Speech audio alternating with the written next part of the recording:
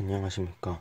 저는 데이터 분석의 힘이란 책에 대해 소개할 3학년 5반 4번 김민재입니다. 요즘 경제, 경영, IT 등 여러 분야의 신간들을 보면 거의 4차 산업혁명에 관한 이야기입니다. 우리는 4차 혁명에 관심을 가지고 이해하기 위해 노력하는 시대에 살고 있습니다. 그중 가장 밀접한 분야를 뽑는다면 빅데이터라고 할 수 있습니다. 그래서 이런 데이터가 어떤 영향을 미치는지 알면 좋을 것 같아 데이터 분석의 힘이라는 책을 선정하게 되었고, 지금부터 그에 대한 이야기를 시작하겠습니다.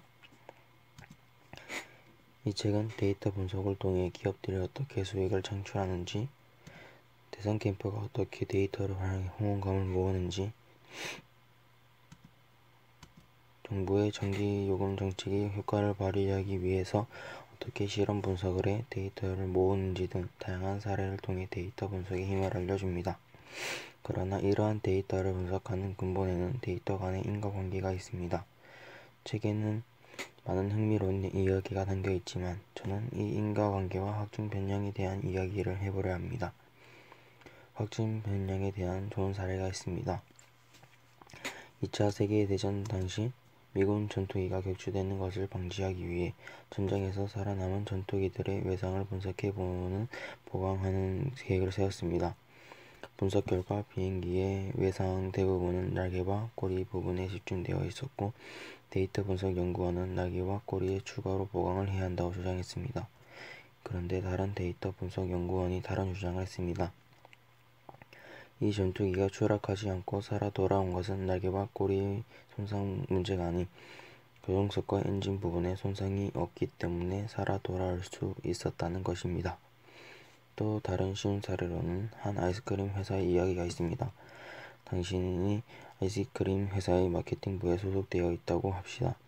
당신은 상사로부터 광고를 집행하면 매출이 얼마나 오를지 데이터를 분석하라는 지시를 받았습니다. 데이터를 살펴본 결과 광고를 하지 않았던 작년보다 광고를 한 올해 매출이 40%나 늘었습니다. 그럼 당신은 광고의 영향으로 작년에 비해 40% 올랐다고 상사에게 보고할 수도 있습니다. 그러나 이 결론은 틀렸을 수도 있습니다.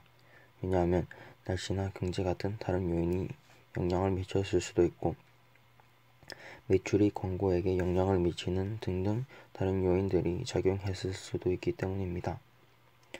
이렇게 잘못된 데이터 분석을 생존자 편향이 오류라 하고, 쉽게 표현하면 잘못된 인과관계를 도출한 것이 됩니다.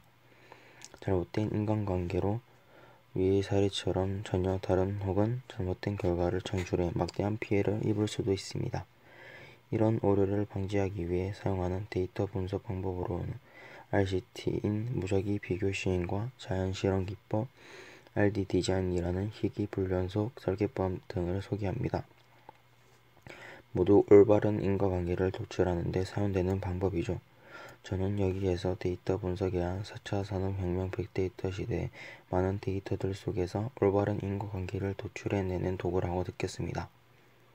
그래서 꼭 데이터를 다루는 직업을 갖지 않더라도 이런 내용을 알게 되면 거짓 통계나 무의미하게 확장된 추론 등을 구별하고 참된 정보를 가려얹는 능력에 도움이 되지 않을까 생각해서 이 책을 친구들에게 추천하고 싶습니다.